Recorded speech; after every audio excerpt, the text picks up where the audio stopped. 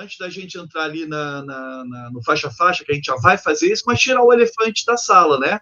Pet Sound e os Beatles, né? Porque é impossível falar desse disco sem falar do impacto sobre os Beatles, né? O Sgt. Pepper's existe sem Pet Sounds? Existiria e tudo, mas talvez fosse diferente do que foi, né? Os Beatles superaram Pet Sounds ou responderam a ele? Sabe? Tem essas questões. Quem venceu essa conversa criativa? Brian Wilson ou os Beatles?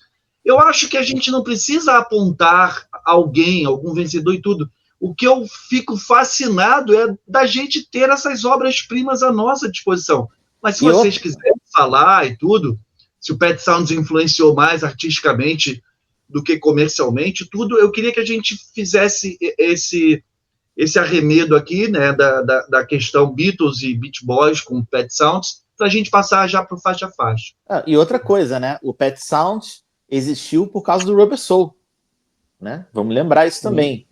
Aliás, Rubber Soul americano, que é aquele Rubber Soul que tem algumas das faixas do Help, né? O Brian ficou fascinado com aquilo, falou, cara, eu tenho que fazer um álbum que tem uma fluência, né, tão boa quanto isso daqui que eu tô ouvindo, né? E aí foi, né, uma coisa, e o Brian era muito estimulado não só pelos seus pilares, né, ali pelo Phil Spector, né, Lennon McCartney e tal, como ele também, mais do que isso, ele era muito estimulado pela competitividade, né? Então, quando ele ouvia alguma coisa que ele julgava superior ao que ele fazia, cara, ele ia lá e corria e falava, não, tem que dar um jeito de superar isso daqui, bicho. E ele ia lá e compunha, né? Aí depois alguém compunha outra coisa, e depois ele ouvia, compunha outra coisa. Ele funcionava assim até que, né, depois ele sucumbiu ali ao vício e tal, e aí ele se retraiu. Mas nessa época, cara, ele ouviu o Rubber Soul e, né, fez o Pet Sounds, e o Pet Sounds inspirou o Sgt. Pepper, né? Teve um papel fundamental ali na criação do Sgt. Peppers, né? Então um foi forçando o outro a cada vez elevar o nível e se esforçar mais na criatividade. E aquela coisa que o Toninho estava falando do álbum conceitual, dizem que o Brian, quando ouviu o Rubber Soul, ele ouviu aquele disco como sendo um disco conceitual. Para ele era conceitual. Tipo, a galera fala, não, não, ele viu uma unidade daquilo ali, não sei se é por causa daquela coisa dos singles, né? Eu acho que a Capitol, quando lançou esse disco nos Estados Unidos, já não lançou single junto com ele, então o álbum era meio que para ser ouvido integralmente, né? Então isso foi um dos cliques que deu nele. Ele sim, o Pet Sounds é um álbum conceitual mesmo, ele fez para ser. Sim. Né? Você não sabe. Sobre a vida adulta, né?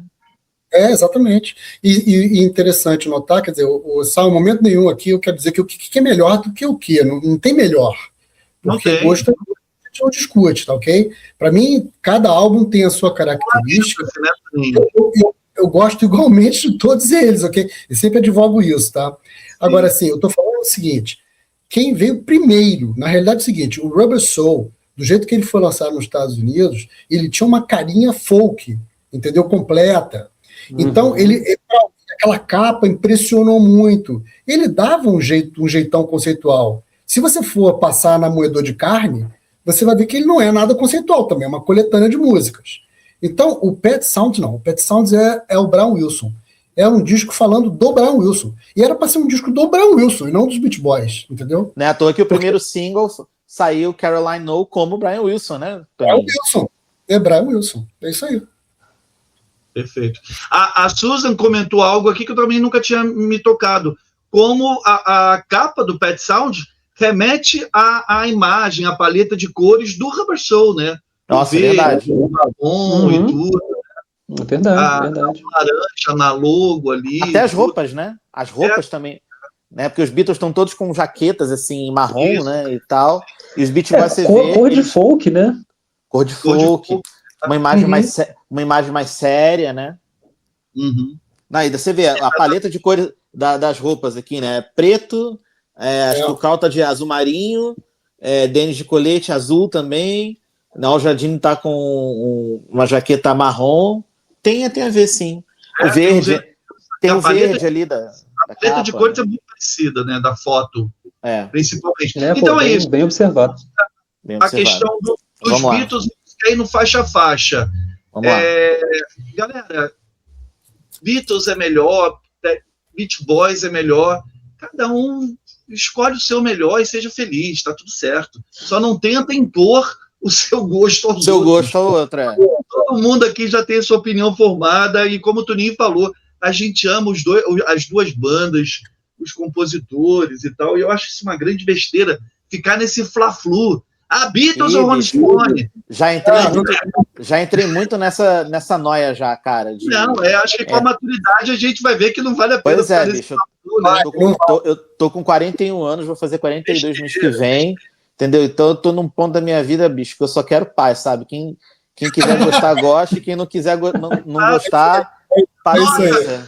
Sgt. Pepper não tem comparação, é o melhor álbum do mundo, tá tudo certo. Não, beleza. Que é positivo, nunca foi feito nada igual. Tá tudo certo. Triste pro algoritmo que só tem a gente madura na live, né? Não vai ter nenhum corte pro Sal. Mas assim, já teve gente que chegou na minha cara assim, falando, ó, Sgt. Pepper é muito melhor que o Pet Sounds, mas muito. E claramente para me alfinetar, porque saber que eu amo Pet Sounds. Cara, eu gosto das duas, eu falei. Assim, eu só fiquei calado, mas no meu pensamento só veio um grito, tipo, foda-se. Exatamente. Cara, o Sgt. Pepper não é o melhor disco dos Beatles, porra. Exatamente. Não é. Olha, Sgt. Pepper não é nenhum dos meus 5 favoritos dos Beatles, assim, pra. Né?